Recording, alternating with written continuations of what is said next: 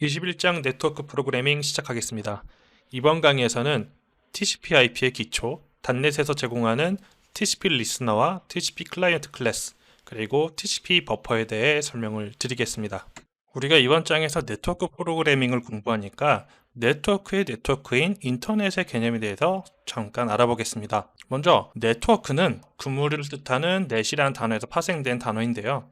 물건이나 사람 등이 상호 연결되어 있는 체계를 말합니다. 냉전 시대 때 소련이 스푸트니크 위성을 발사를 했어요. 이 위성이 성공적으로 발사되었다는 뉴스가 타전되면서 미국이 굉장한 충격을 받았거든요. 그래서 군사 목적의 고등과학 연구를 수행할 수 있는 다파라는 기관을 설립을 하고, 이 다파가 지역 간 연구소를 그물처럼 연결하기 시작한 것이 인터넷의 시초입니다. 이때는 오른편에 보이시는 것처럼 아파넷이라는 이름으로 불렸었어요. 처음에는 미국 내부에 연구를 맡긴 기업연구소나 또 대학교 연구소들끼리 네트워크를 형성을 했는데, 이것이 점점 커지면서 1980년대 말에는 전 세계에 연결되었습니다. 이번엔 TCP/IP 프로토콜을 하나씩 알아보겠습니다. 먼저 프로토콜이라는 단어에 대해서 이해할 필요가 있는데요. 프로토콜은 규칙, 규약이라는 뜻이 있어요. 네트워크 프로토콜은 네트워크에서 데이터를 주고받기 위한 규약이 되겠습니다. 네트워크 프로토콜도 종류가 여러 가지가 있어요.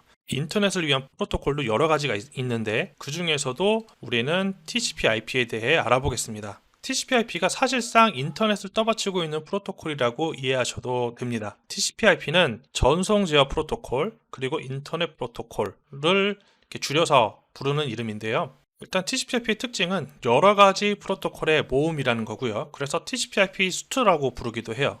오른편에 보시는 그림처럼 링크, 인터넷, 트랜스포트, 애플리케이션, 이렇게 네 가지 계층으로 구성이 되어 있습니다. 이 네 가지의 계층의 역할이 각각 있어요. 그래서 이런 모습 때문에 TCP/IP 스택이라고도 부르기도 합니다. TCP/IP의 각 계층은 하는 일이 다 정해져 있습니다. 먼저 애플리케이션 레이어를 볼까요? 애플리케이션 레이어에서는 우리한테 친숙한 HTTP, 우리가 웹브라우저로 구글이나 네이버를 사용할 때 이용하는 HTTP 프로토콜, FTP, 회사에서 이메일을 사용할 때 사용되는 POP3, 소켓의 보안 기능을 제공하는 SSL, 이 프로토콜들이 애플리케이션 레이어에서 정의되는 프로토콜이고요. 이 애플리케이션 레이어는 그 밑에 있는 전송 레이어의 뒷받침을 받습니다. 조금 전에 언급한 프로토콜들은 TCP 레이어 위에서 정의가 되어 있고요. 이것과는 다르게 SNMP나 NTP 같은 애플리케이션 프로토콜은 UDP 위에서 정의가 됩니다. 그리고 TCP 프로토콜과 UDP 프로토콜은 IP 프로토콜 위에서 동작을 해요. 그리고 IP 프로토콜은 다시 링크 레이어의 이더넷, 와이파이, 와이브로 이러한 다양한 물리적인 전송 수단 위에서 동작을 하게 됩니다. 우리가 현실에서 우편이나 소포를 주고받을 때 주소가 필요하잖아요. TCP/IP에서도 데이터를 주고받을 때 이 주소가 필요합니다. 인터넷에서 사용하는 이 주소는 IP 주소라고 하는데요. 크게 두 가지 버전이 있습니다. V4가 있고 V6가 있어요. V4는 8비트 정수 4개, 즉 32비트 4바이트죠. 4바이트로 구성하는 주소인데 각 바이트마다 점으로 구분을 해요. 그래서 12.43.1.23 각 자리는 1에서 255 사이에 숫자가 들어가고요. 예시는 이렇습니다. 21156.101.37. IPv6는 128비트로 구성이 되어 있어요. 왜냐하면 32비트만으로 주소를 할당하다 보니까 요즘에는 이제 스마트폰이나 IoT 기기처럼 인터넷에 연결되는 디바이스가 많아지다 보니까 이제 주소가 고갈된다, 이런 의견이 나오게 된 거죠. 그래서 128비트 주소 체계를 새롭게 정의를 했고요. 예제는 이렇습니다. 우리가 TCP/IP에서 포트는 IP 주소만큼 중요한 개념입니다. IP 주소가 건물 주소라면 포트는 출입구에 해당하는데요. 포트는 0에서부터 6535 사이의 정수값을 가질 수 있고, HTTP는 통상적으로 80번, HTTPS는 443번, FTP는 21번, 이런 식으로 우리가 널리 알려져 있는 포트는 이렇게 사용이 됩니다. 그래서 웹브라우저 같은 경우 여러분들이 www.google.com 을 입력을 하시면 HTTPS의 경우에는 443번, 그렇지 않은 경우에는 80번으로 접속을 하게 됩니다. TCP/IP 프로토콜은 서버와 클라이언트 간의 상호 동작을 통해서 데이터를 주고받습니다. 다이어그램을 같이 보시죠. 먼저 서버가 있어요. 서버가 통신을 시작할 수 있는 준비를 합니다. 이렇게 되면은 접속을 받아들일 수 있는 준비가 돼요. 그러면 클라이언트에서 연결 요청을 하죠. 연결 요청을 하면 서버는 이 연결을 수락을 하고요. 이때부터는 데이터로 서로 주고받을 수가 있어요. 클라이언트가 데이터를 보낼 수도 있고 서버가 데이터를 보낼 수도 있습니다. 이렇게 서로 데이터를 주고받다가 용무가 다 끝나면은 연결 종료를 수행을 합니다. 이때 다이어그램에서는 제가 클라이언트에서 연결 종료 요청을 하는 걸로 해놨는데 서버에서도 할 수 있어요. 아무튼 이렇게 연결 종료를 하고 나면은 서버는 통신을 종료를 합니다. 네, 이번에는 .NET 클래스 라이브러리에서 제공하는 TCP 리스너와 TCP 클라이언트에 대해 알아보겠습니다.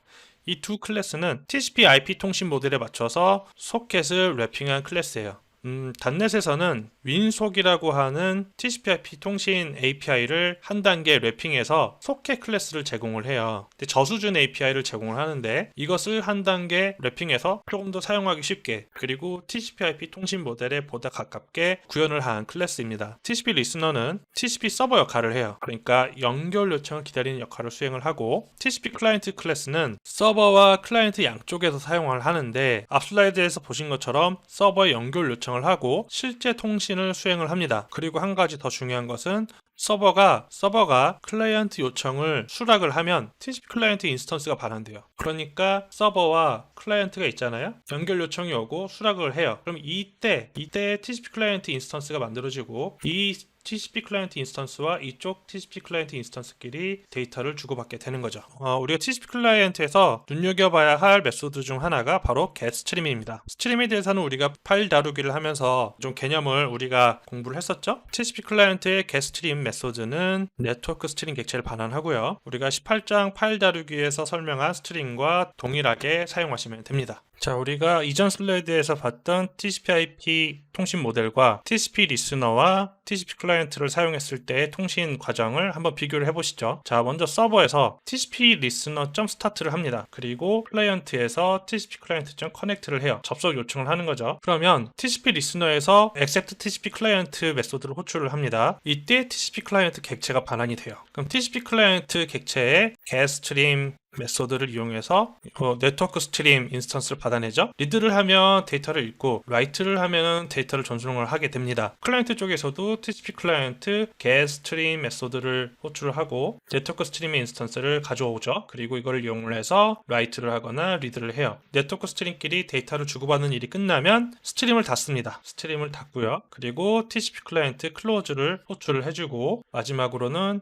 서버에서 TCP 리스너 스탑 메소드를 호출을 해서 서버를 종료를 합니다. 그러면 실제 예제 코드를 한번 보겠습니다. 먼저 접속 과정입니다. 접속을 하려면 주소가 필요해요. 서버에서는 서버 자신의 주소를 TCP 리스너에 바인딩을 할 필요가 있는데요. 그러기 위해서 IP 엔드포인트 인스턴스를 생성합니다. IP 엔드포인트는 IPv4 주소나 IPv6 주소를 모두 사용할 수 있는데 여기에서는 IPv4 예제를 사용을 했어요. 근데 여러분들의 주소가 궁금하죠? 이거는 제 PC에서의 주소였고요. 여러분들의 주소가 궁금할 거예요. 그러면은 명령 프롬프트를 띄우고 ipconfig 명령어를 실행을 하면 이렇게 어댑터가 있어요. 와이파이 어댑터에 설정되어 있는 제 주소는 이렇습니다. 172.30.1.51. 그럼 저는 만약에 이 컴퓨터에서 이 예제 코드를 실행하게 하고 싶다고 그랬으면은 이렇게 172.30.1.51을 할당을 했어야 되는 거죠. 자, 하지만 예제 코드니까 이대로 설명을 진행을 하겠습니다. 그리고 포트를 함께 지정을 해줍니다. 그러면 서버는 192.168.100.17 주소의 5425번 포트를 열게 되고요. 그러면 클라이언트에서 접속할 때도 바로 이 5425번 포트와 이 주소로 접속을 요청해야 합니다. 자, 이렇게 TCP 리스너의 생성자를 호출을 하고요. 이렇게 서버 인스턴스를 생성을 합니다. 그리고 스타트 메소드를 실행을 해서 TCP 클라이언트의 접속 요청을 받아들일 준비를 하는 거죠. 그러면 클라이언트에서는 마찬가지로 IP 엔드포인트 객체를 할당을 해요. 클라이언트 주소 역시 좀 전에 설명드린 방법과 동일하게 할당을 하면 되고요. 0을 인수로 넘기게 되면 운영체제가 남아있는 포트 중 아무거나 할당을 같이 해줍니다. 그래서 반드시 0이 할당되는 것이 아니라 예를 들면은 1001번이랄지 62141번이랄지 OS에서 남는 포트 번호를 할당을 해주게 되는 거죠. 그러면 이렇게 생성한 클라이언트 어드레스를 TCP 클라이언트의 인수로 넘기고 인스턴스를 생성을 합니다. 그러면 클라이언트는 이렇게 커넥트 메소드를 호출을 하는 거고요. 서버 어드레스 인스턴스 생성을 했죠. 이때 서버의 주소를 입력을 해주고 5425 포트를 입력을 해줍니다. 상대방 주소를 정확하게 입력을 해줘야 요청이 정확하게 날아가는 거예요. 그럼 이렇게 커넥트 요청을 하면은 accept TCP 클라이언트 메소드를 이용을 해서 수락을 합니다.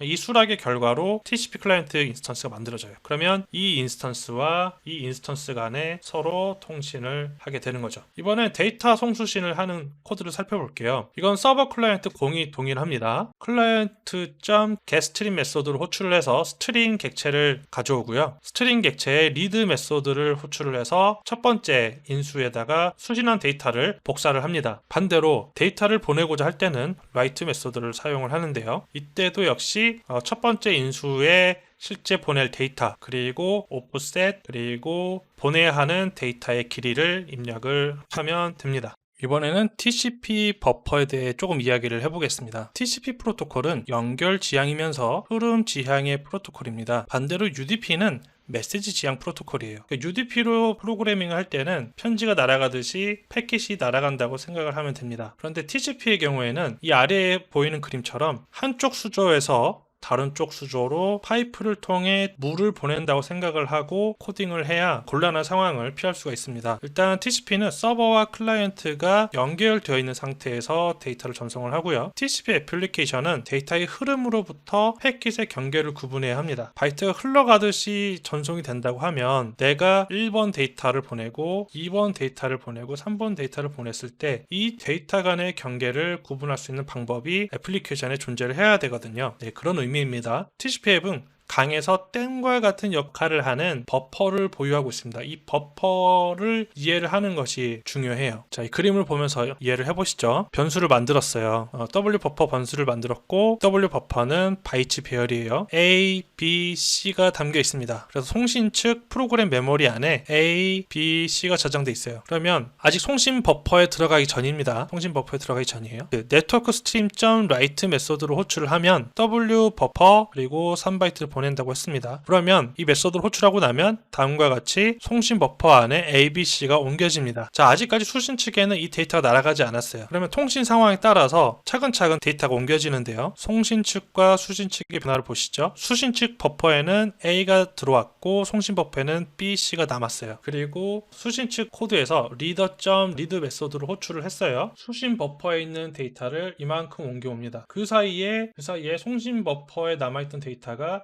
수신 측 수신 버퍼로 옮겨왔네요. 그리고 이 코드를 다시 한번 보시죠. 이 코드에서 16바이트를 읽으려고 했는데 얼마 읽혀왔어요? 1바이트만 읽혀왔어요. 자, 그래서 다시 한번 읽습니다. 최대 16바이트를 읽어와줘. R 버퍼에다 담아주고 이렇게 해서 리드 메소드를 다시 호출해주면 수신 버퍼에 남아있던 BC가 2바이트가 프로그램 메모리로 옮겨오고 리드 메소드는 총 2바이트를 읽어오게 되는 거죠. A, B, C가 한꺼번에 리드 메소드에 의해서 한꺼번에 3바이트가 읽혀올 것이라고 생각을 하면은 문제가 생길 수 있다는 것이죠. 그래서 리드 메소드를 호출을 하고 그 결과로 몇 바이트가 들어왔는지를 합산을 해서 보내온 데이터가 맞는지를 확인을 해야 합니다. TCP 버퍼를 다룰 때는 이런 점에 유의를 하셔야 되고요. 네, 여기까지가 21장에 대한 내용이었습니다. 더 질문이 있으신 분은 네이버 카페 오셔서 질문을 남겨주시면 감사하겠습니다.